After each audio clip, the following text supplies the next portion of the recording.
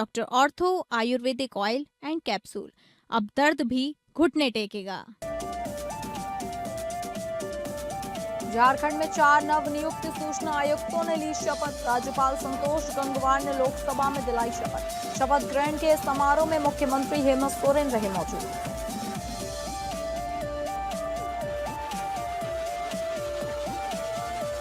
अंबिकापुर में रामगढ़ महोत्सव का संपन्न। महोत्सव के समापन में शामिल हुए सीएम विष्णुदेव साय, सीता बेंगरा और जोगी मारा गुफाओं के किए दर्शन। सीएम साय ने ऐतिहासिक और धार्मिक महत्व के विकास के प्रति प्रतिबद्धता दोहराई। झारखंड के जहरीले सरसों तेल खाने से एक ही परिवार के 5 लोगों की मौत। पलामू में सिक्का गांव में रहस्यमय बीमारी से मचा हड़कंप। ड्रॉपसी की बीमारी की जताई जा रही आशंका। मामले पर झारखंड सरकार और स्वास्थ्य विभाग गंभीर।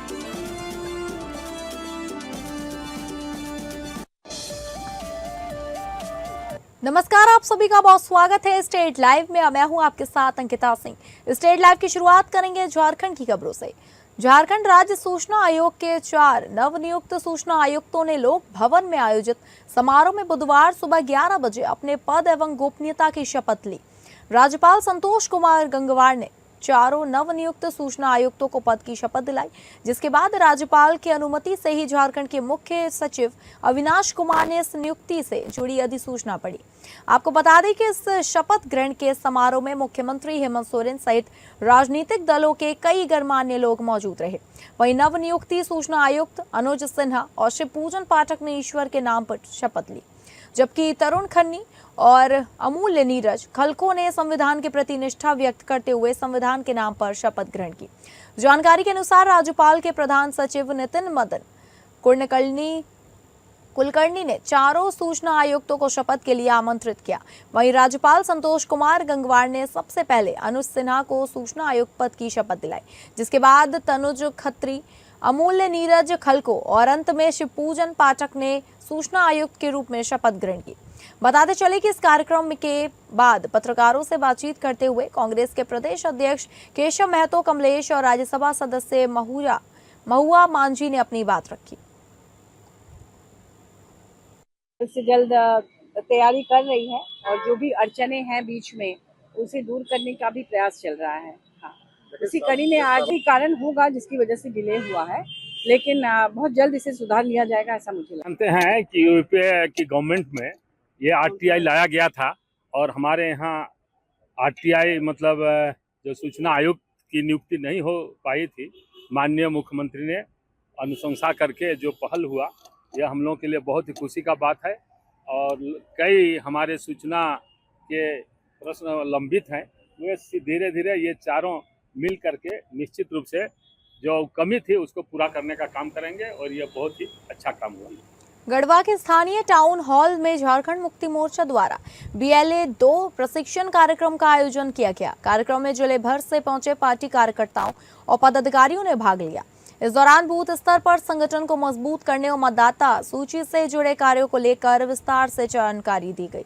गढ़वा के स्थानीय टाउन हॉल में आयोजित इस कार्यक्रम में झामुमो नेताओं ने कार्यकर्ताओं को BLA 2 की जिम्मेदारियों से अवगत कराया। वक्ताओं ने कहा कि प्रत्येक बूथ पर संगठन की सक्रियता बढ़ाना और मतदाता सूची का नियमित सत्यापन करना पार्टी की प्राथमिकता है। कार्यक्रम में उपस्थित नेताओं ने कार्यकर्ताओं से घर घर संपर्क अभियान चलाने, नए मतदाताओं का नाम जुड़वाने तथा पात्र मतदाताओं को लोकतांत्रिक प्रक्रिया से जोड़ने का आह्वान किया। साथ ही बूथ स्तर पर संगठन को और अधिक मजबूत बनाने पर जोर दिया गया। पार्टी ने यह तय किया कि पूरे राज्य में हम लोग जाएंगे, लोगों को जागरूक करेंगे, पार्टी के कार्यकर्ताओं को जागरूक करेंगे, सचेत करेंगे, प्रशिक्षित करेंगे, ताकि SIR के प्रति जो लोगों में एक भावना बैठी हुई है, डर की भावना, वो दूर हो सके और लोग अपनी जिम्मेवारी को बेहतर ढंग से निभा पाए और ये सुनिश्चित कर पाए, पार्टी के कार्यकर्ता BLA जो हैं ये सुनिश्चित कर पाए कि किसी भी व्यक्ति का नाम मतदाता सूची से ना कटे और वैसे सभी लोग जो पात्र हैं, जो पात्रता रखते हैं, उनका नाम मतदाता सूची में जुड़े। और इसीलिए बूथ स्तर के कार्यकर्ताओं और BLA साथियों के साथ हम लोगों ने आज का ये सम्मेलन किया। पलामू जिले के पड़वा प्रखंड के सिक्का गांव में रहस्यमय बीमारी से पिछले 10 दिनों में एक ही परिवार के 5 लोगों की मौत से हड़कंप मचा हुआ है। तो वहीं रांची स्थित राज्य के सबसे बड़े अस्पताल रिम्स में एक मरीज इस बीमारी से अभी भी जूझ रहा है, जिसे बेहद गंभीर हालत में अस्पताल पहुंचाया गया था। जानकारी के मुताबिक पलामू के सिक्का के रहने वाले कुलदीप महतो की सबसे पहले 19 जून को मौत हुई। उनकी बेटी बबीता कुमारी की मौत 20 जून को हुई। इसके बाद उनकी दूसरी बेटी इंदु कुमारी की 26 जून को, बहू श्वेता कुमारी की 28 जून को और बेटे नकुल महतो की 29 जून को मौत हो गई। जानकारी के अनुसार बहू श्वेता कुमारी और बेटा नकुल महतो की मौत की पुष्टि रिम्स में की गई है। दरअसल पूरा परिवार रहस्यमय बीमारी की चपेट में है। परिवार के लोगों का शरीर सूज रहा है और बाद में उनकी मौत हो रही है। शुरुआत के 3 मृतकों के शव का पोस्टमार्टम मेदिनी राय मेडिकल कॉलेज एवं हॉस्पिटल में कराया गया। सभी मृतकों के बिस्तरा के नमूने सुरक्षित रख लिए गए हैं। उन्हें अभी तक FSL जांच के लिए नहीं भेजा गया है। वहीं स्वास्थ्य विभाग की टीम ने इस मामले की जांच की, जिसमें अब तक कई चौंकाने वाली बातें सामने आई। कुलदीप महतो और उनका पूरा परिवार बीमार होने के बावजूद झाड़ फूंक का सहारा ले रहा था। कुलदीप महतो और उनकी बेटी बबीता कुमारी की मौत के बाद पूरा परिवार इलाज के बहाने झाड़ फूंक करवाने चला गया था।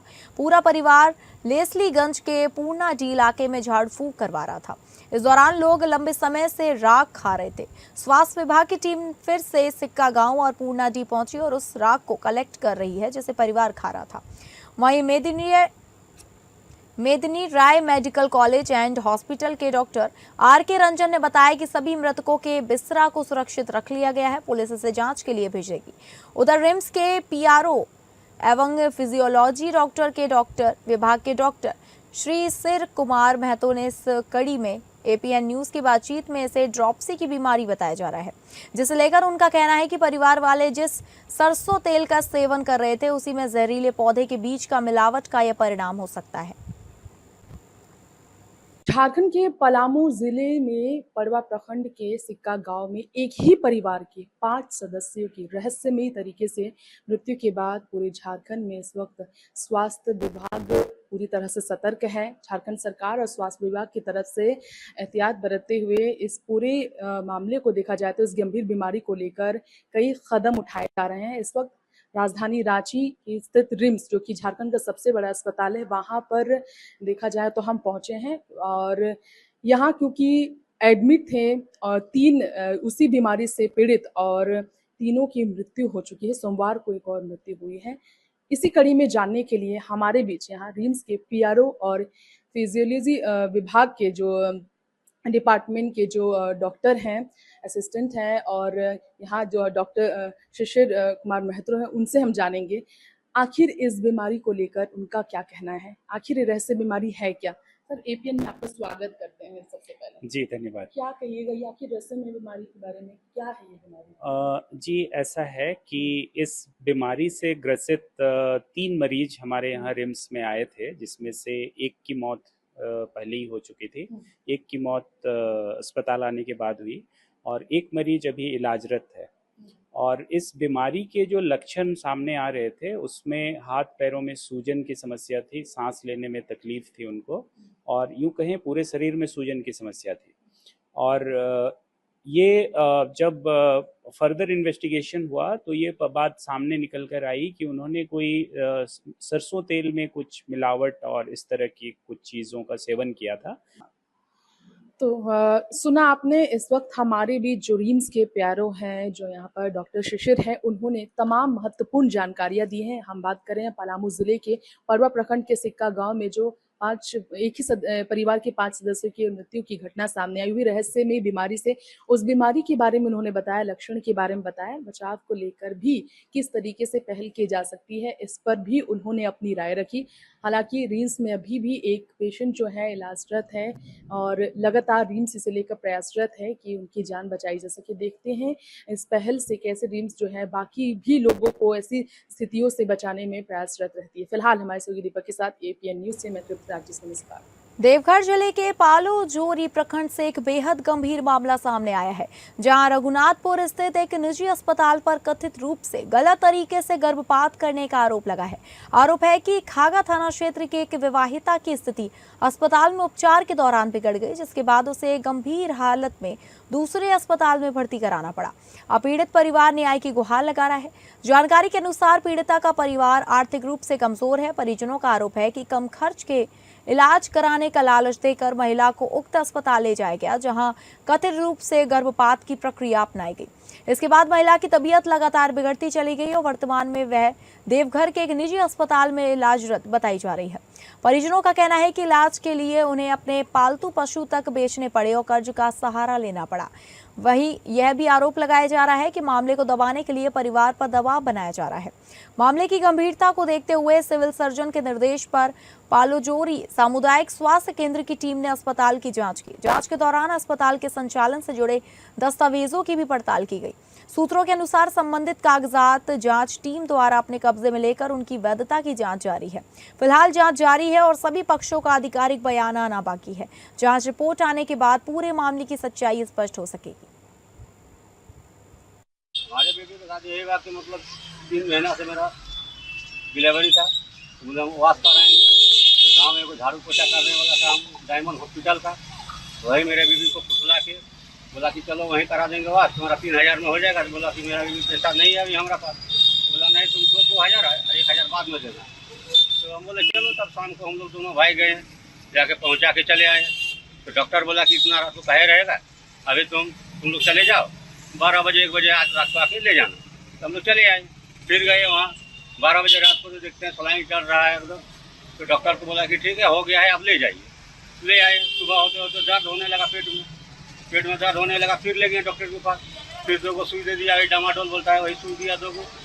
उसके बाद 2 घंटा आराम हुआ, फिर दर्द करने लगा, फिर शाम को ले गए। अब बात करेंगे बिहार की, जहां केंद्रीय राज्य मंत्री सतीश चंद्र दुबे गया एयरपोर्ट पर मीडिया से बातचीत के दौरान मंत्री सतीश चंद्र दुबे ने नेता प्रतिपक्ष तेजस्वी यादव के उस बयान पर प्रतिक्रिया दी है, जिसमें उन्होंने कहा था कि यदि लालू प्रसाद यादव भाजपा से हाथ मिला लेते तो चारा घोटाला नहीं भाईचारा हो जाता। इस पर केंद्रीय मंत्री ने कहा उनके पास सब कोई काम नहीं बचा है। बिहार की जनता ने गलती से उन्हें एक सीट ज्यादा दे दी, नहीं तो वे विपक्ष के लायक भी नहीं रहते। वे सिर्फ अपनी राजनीति की दुकान चलाने के लिए ऐसे बयान देते रहते हैं। बिहार में उनकी बात का कोई महत्व नहीं है और ना ही देश में कोई उनकी बात को गंभीर से लेता है। उन्हें बोलने दीजिए, इससे कोई फर्क नहीं पड़ता। वही मीडिया द्वारा ऋषु श्री से जुड़े कथित घोटाले और उसमें अधिकारियों की संलिप्तता को लेकर पूछे गए सवाल पर सतीश ने कहा कि मामले की जांच जारी है। उन्होंने कहा जांच चल रही है, जो भी दोषी होंगे वे जेल जाएंगे। कार्यक्रम है गया में मुखर्जी जी, श्यामा प्रसाद मुखर्जी जी के जीवनी पे आज स्पीच है। युवाओं को आज संबोधन करना है। बस है कि उनके पास अब कोई काम बचा नहीं है। तो बिहार की जनता ने गलती किया कि 1 सीट बढ़ा दिया, नहीं तो विपक्ष के लायक भी नहीं रहते। तो कुछ बोलते रहते हैं कि उनकी राजनीतिक दुकान चलते रहे। उनका कोई वैल्यू बिहार में करता ही नहीं है, न देश के अंदर करता है। बोलने दीजिए, कोई मतलब नहीं है। मुंगेर में महिला एवं बाल विकास निगम द्वारा बेटी बचाओ बेटी पढ़ाओ योजना के तहत कन्या जन्मोत्सव सह सम्मान समारोह का भव्य आयोजन किया गया। स्थानीय प्रेक्षागृह में आयोजित कार्यक्रम का उद्घाटन जिलाधिकारी निखिल धनराज निप्पाड़ीकर ने दीप प्रज्वलित कर किया। इस मौके पर कई अधिकारी, आंगनबाड़ी सेविकाएं और सहायिकाएं मौजूद रहीं। कार्यक्रम को संबोधित करते हुए जिलाधिकारी ने कहा कि बेटियां समाज के अमूल्य धरोहर हैं और उनके जन्म, शिक्षा, स्वास्थ्य और सम्मान को सुनिश्चित करना हम सभी की जिम्मेदारी है। उन्होंने कहा कि बेटी बचाओ बेटी पढ़ाओ केवल सरकारी योजना नहीं, बल्कि समाज में सकारात्मक सोच विकसित करने का जन आंदोलन है। जिलाधिकारी ने लोगों से बेटियों को समान अवसर देने और उनके सर्वांगीण विकास में भागीदारी निभाने की अपील की। समारोह के दौरान जिले और प्रखंड स्तर पर उत्कृष्ट कार्य करने वाली महिला पदाधिकारियों को अंगवस्त्र, मोमेंटो और प्रशस्ति पत्र देकर सम्मानित किया गया। वहीं नवजात कन्याओं के जन्म पर धात्री महिलाओं को भी सम्मानित करते हुए मातृ एवं शिशु स्वास्थ्य, स्तनपान और पोषण को लेकर जागरूक किया गया। सशक्तिकरण, लैंगिक समानता, कुपोषण उन्मूलन और बाल विवाह जैसे सामाजिक कुरीतियों की रोकथाम पर भी विस्तार से चर्चा की गई। समारोह का समापन बेटियों के सम्मान, सुरक्षा और सशक्तिकरण के सामूहिक संकल्प के साथ हुआ। खबरों के सिलसिले में आगे बढ़ेंगे और बात करेंगे छत्तीसगढ़ की, जहां छत्तीसगढ़ के मुख्यमंत्री विष्णुदेव साय 2 दिवसीय ऐतिहासिक रामगढ़ महोत्सव के समापन समारोह में शामिल हुए। इस दौरान मुख्यमंत्री ने एक बड़ा दावा करते हुए कहा कि इतिहास में पहली बार कोई मुख्यमंत्री इस पावन स्थल और महोत्सव में पहुंचा है। रामगढ़ दौरे के दौरान सीएम साय ने विश्व प्रसिद्ध और ऐतिहासिक सीता बेंगरा व जोगीमारा गुफाओं के दर्शन भी किए। मुख्यमंत्री ने इस ऐतिहासिक अवसर पर समस्त क्षेत्रवासियों को रामगढ़ महोत्सव की हार्दिक बधाई और शुभकामनाएं दी। कालिदास की प्रेरणा स्थली रामगढ़ में आयोजित 2 दिवसीय रामगढ़ महोत्सव का समापन मुख्यमंत्री साय की गरिमामयी उपस्थिति में हुआ। इस पावन भूमि के पौराणिक महत्व का जिक्र करते हुए साय ने कहा कि हम सभी के लिए बेहद सौभाग्य की बात है कि त्रेता युग में प्रभु श्री राम, माता सीता और भाई लक्ष्मण ने अपने वनवास काल का कुछ समय इस पावन भूमि पर बिताया था। सीएम साय ने इस स्थल के ऐतिहासिक और धार्मिक महत्व को रेखांकित करते हुए क्षेत्र के विकास के प्रति अपनी प्रतिबद्धता दोहराई।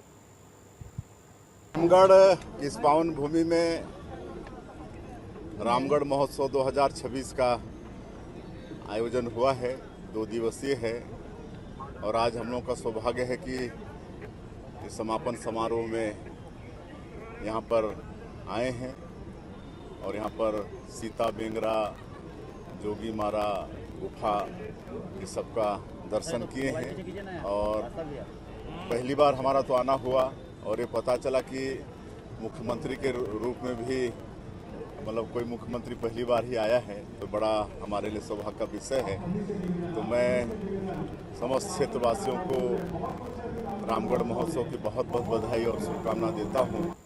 रायपुर प्रदेश कांग्रेस अध्यक्ष दीपक बैज ने पत्रकारों से चर्चा करते हुए कहा कि जब रमन सरकार थी तब उस समय चरण पादुका घोटाला करते थे, इसलिए हमारी सरकार ने जूता की जगह सीधे राशि संग्राहकों के खाते में डालना शुरू कर दिया। साय सरकार ने फिर से संग्राहकों के जूता खरीदने में भ्रष्टाचार करने के लिए नकदी की जगह जूता देना शुरू कर दिया। इस बार संग्राहकों को जो जूता दे रहे हैं उसमें सेफ्टी शू देने का टेंडर निकाले हैं। यह मध्य प्रदेश के एक वरिष्ठ नेता के रिश्तेदार को फायदा पहुंचाने सेफ्टी शू का क्लास डाला। प्रदेश कांग्रेस अध्यक्ष दीपक बैज ने कहा कि नकटी में गरीबों के घर उजाड़े जाने का कांग्रेस विरोध करती है। 40 सालों से लोग घर बनाकर रह रहे हैं, सरकार दूसरे जगह विधायकों की कॉलोनी बना सकती है। नया रायपुर के आप 1 रुपए फीट में सैकड़ों एकड़ जमीन अलॉट कर सकते हैं, वहां पर विधायक कॉलोनी बना लेते। सरकार गरीब विरोधी है, यह अत्याचार है। हम गरीबों को तत्काल व्यवस्थापित करने की मांग करते हैं, जिनका मकान तोड़े हैं उनको मकान बना कर दें। आप बिजली का रेट 5 बार बढ़ा दोगे, स्मार्ट मीटर से लूट हो रही है और एक तरफ नौटंकी, ये सिर्फ जनता को ठगने का है। आप किसी घर में जाके मुख्यमंत्री पूछ के देख ले, हमारे साथ चले रेंडमली किसी घर में, सरकार कोई मंत्री तैयार हो जाए। कितने मंत्री हैं? 14 मंत्री तैयार हो जाए हमारे साथ, रेंडमली किसी घर में चलते हैं, पूछते कि बिजली बिल सस्ता आ रहा है या महंगा आ रहा है, तब तो पता चलेगा। कागजों में बढ़ाकर दिखाकर आप आम जनता को मूर्ख नहीं बना सकते। सत्ता हासिल करने के लिए आपने मूर्ख बनाए, लेकिन अब मूर्ख नहीं बना सकते आम जनता को। आम जनता समझ चुकी है ये सरकार फेलियर है। रायपुर में दिव्यांग बच्चों के समग्र विकास, शिक्षा और पुनर्वास को लेकर एक महत्वपूर्ण 1 दिवसीय सेमिनार का आयोजन किया जा रहा है। यह कार्यक्रम छत्तीसगढ़ राज्य बाल कल्याण परिषद रायपुर द्वारा 4 जुलाई 2026 को भीमतारा भवन, न्यू शांति नगर में आयोजित होगा। परिषद के महासचिव चंद्रेश शाह ने जानकारी दी कि सेमिनार में दिव्यांग बच्चों के अधिकारों, उनकी शिक्षा, विकास और पुनर्वास से जुड़े विभिन्न पहलुओं पर विशेषज्ञों द्वारा व्याख्यान दिए जाएंगे। साथ ही राष्ट्रीय शिक्षा नीति 2020 के तहत दिव्यांग बच्चों के लिए उपलब्ध अवसरों और समावेशी शिक्षा पर भी विस्तार से चर्चा की जाएगी। कार्यक्रम में मुख्य अतिथि के रूप में छत्तीसगढ़ राज्य बाल कल्याण परिषद के अध्यक्ष एवं रायपुर लोकसभा क्षेत्र के सांसद ब्रजमोहन अग्रवाल शामिल होंगे। इसके अलावा कार्यक्रम में विभिन्न विभागों के अधिकारी, शिक्षाविद, सामाजिक कार्यकर्ता, अभिभावक और दिव्यांग बच्चों के हित में कार्य करने वाले संगठन भी उपस्थित रहेंगे।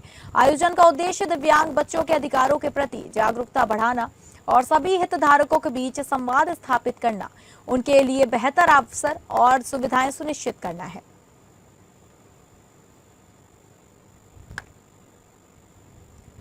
महासमुंद जिले की तेंदुकोना पुलिस ने नशे के खिलाफ अभियान के तहत बड़ी सफलता हासिल की है।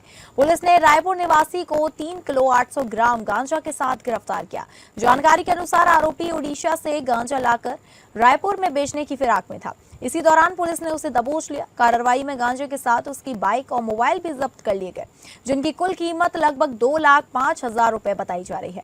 पुलिस ने आरोपी के खिलाफ NDPS एक्ट की धारा तहत मामला दर्ज कर आगे की जांच शुरू कर दी है।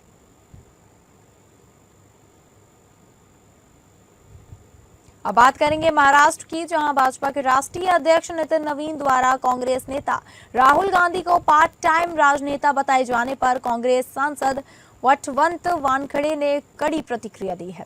उन्होंने कहा कि राहुल गांधी के जमीन से जुड़े हुए नेता हैं और उन्हें राजनीति सीखने की आवश्यकता नहीं है, क्योंकि वे एक ऐसे राजनीतिक परिवार से आते हैं जिसने देश की सेवा की लंबी परंपरा निभाई है।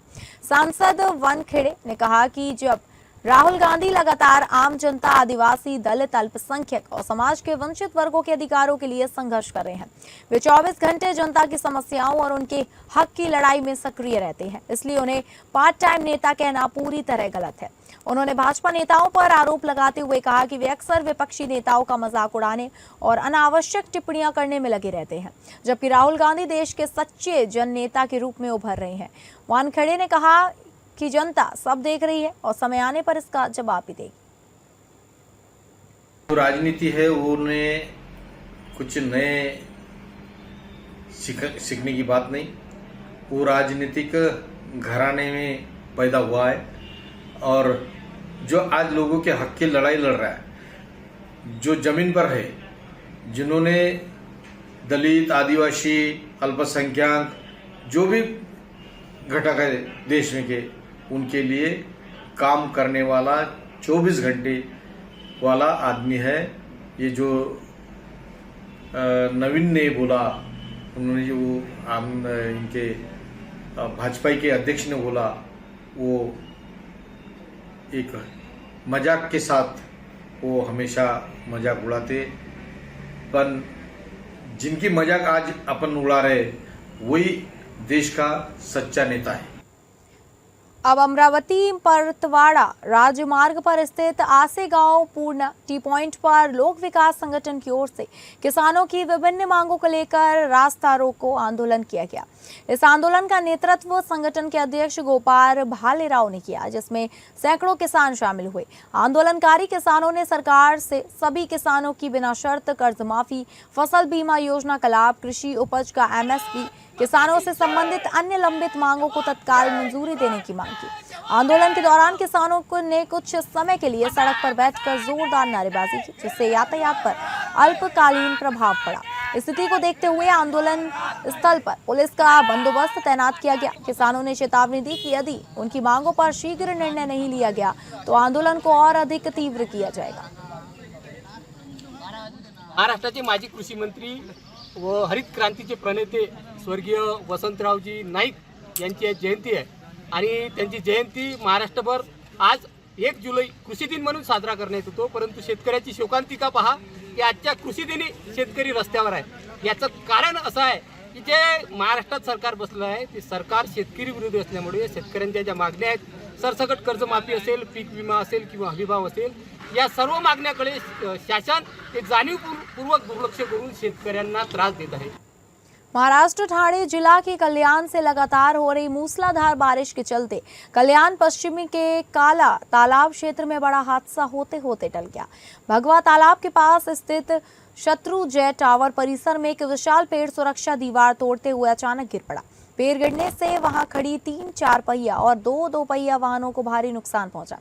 घटना के समय इलाके में अफरा तफरी मच गई और स्थानीय लोग मौके पर जमा हो गए। हालांकि राहत की बात यह रही कि हादसे के वक्त पेड़ की चपेट में कोई व्यक्ति नहीं आया, जिससे किसी प्रकार की जनहानि नहीं हुई।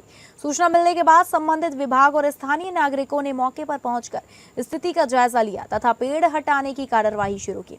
लगातार हो रही बारिश के बीच इस घटना ने एक बार फिर शहर में पुराने और जर्जर पेड़ों की समय पर छटाई और रखरखाव की आवश्यकता को उजागर कर दिया है। तो फिलहाल स्टेट लाइव में बस इतना ही। नमस्कार।